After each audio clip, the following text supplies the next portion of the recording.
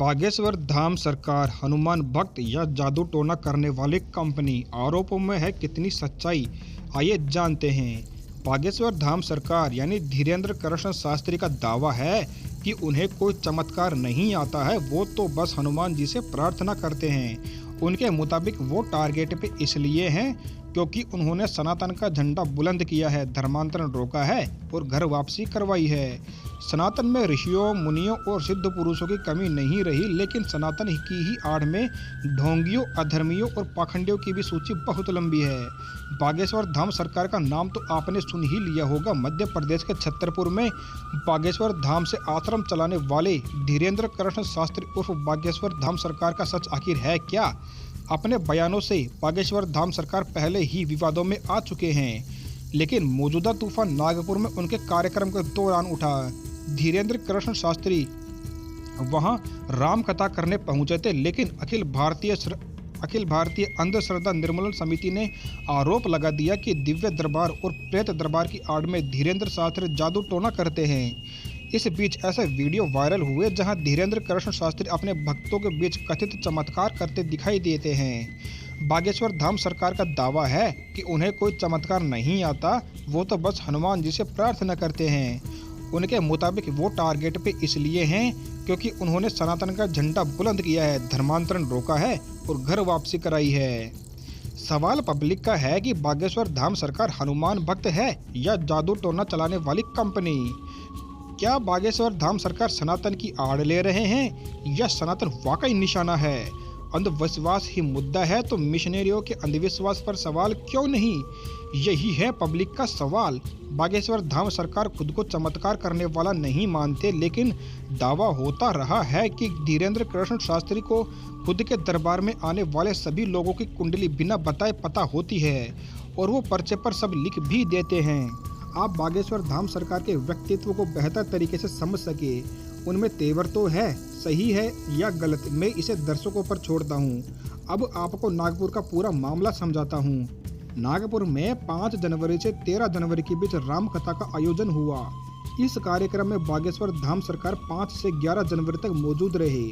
8 जनवरी को केंद्रीय मंत्री नितिन गडकरी, इससे एक दिन पहले 7 जनवरी को महाराष्ट्र के डिप्टी सीएम देवेंद्र फडणवीस बागेश्वर धाम सरकार के राम कथा कार्यक्रम में पहुंचे थे। 8 जनवरी को अखिल भारतीय अंधश्रद्धा निर्मूलन समिति ने नागपुर पुलिस को चिट्ठी लिखकर धीरेन्द्र शास्त्री को कथित अंधविश्वास के नाम पर सवालों के घेरे में ला दिया। समिति ने बागेश्वर धाम सरकार को चमत्कार साबित करने, नहीं तो 30 लाख रुपए तक का जुर्माना देने का चैलेंज किया। चैलेंज को स्वीकार किए बिना ही बागेश्वर धाम सरकार 11 जनवरी को नागपुर से चले गए, तो समिति ने कहा कि वो डर के भाग गए हैं क्योंकि राम कथा का कार्यक्रम तो 13 जनवरी तक का था। राम कथा के निमंत्रण पत्र में 13 जनवरी तक ही कार्यक्रम की बात है। हालांकि बागेश्वर धाम के मुताबिक धीरेन्द्र कृष्ण शास्त्री का कार्यक्रम 11 जनवरी तक का ही था। अंधश्रद्धा निर्मूलन समिति के राष्ट्रीय संयोजक श्याम मानव का ये बयान आप सुनिए, जो हम आपको बता रहे हैं। उनका बयान ये है कि खुद पर हो रहे विवादों के बीच धीरेन्द्र कृष्ण शास्त्री छत्तीसगढ़ के रायपुर में राम कथा कार्यक्रम में पहुंच चुके हैं। वो अपने बचाव में सनातन धर्मांतरण पर और घर वापसी जैसे मुद्दों को उठाते हैं। बागेश्वर धाम सरकार का बयान सुनवाऊं, उससे पहले सुनिए धर्मांतरण के आरोपों पर छत्तीसगढ़ सरकार के मंत्री कवासी लखमा ने भी बागेश्वर धाम सरकार के खिलाफ कैसे मोर्चा खोल दिया है। धीरेन्द्र कृष्ण शास्त्री के खिलाफ अचानक उठे हंगामे के पीछे कोई खास वजह है क्या? कोई इकोसिस्टम सियासी वजहों के कारण उनके पीछे पड़ा हुआ है? ये जानते हैं कि अगर अंधविश्वास पर जब सवाल उठेंगे तो मामला ईसाई मिशनरियों पर भी उठेगा, सवाल झाड़ फूंक करने वाले पीर बाबाओं पर भी उठेगा। मैं यहाँ साफ कर दूं कि मैं ना तो किसी तरह के अंधविश्वास का समर्थन करता हूँ, ना कोई तुलना कर रहा हूँ कि इनका अंधविश्वास अच्छा है, उनका बुरा है।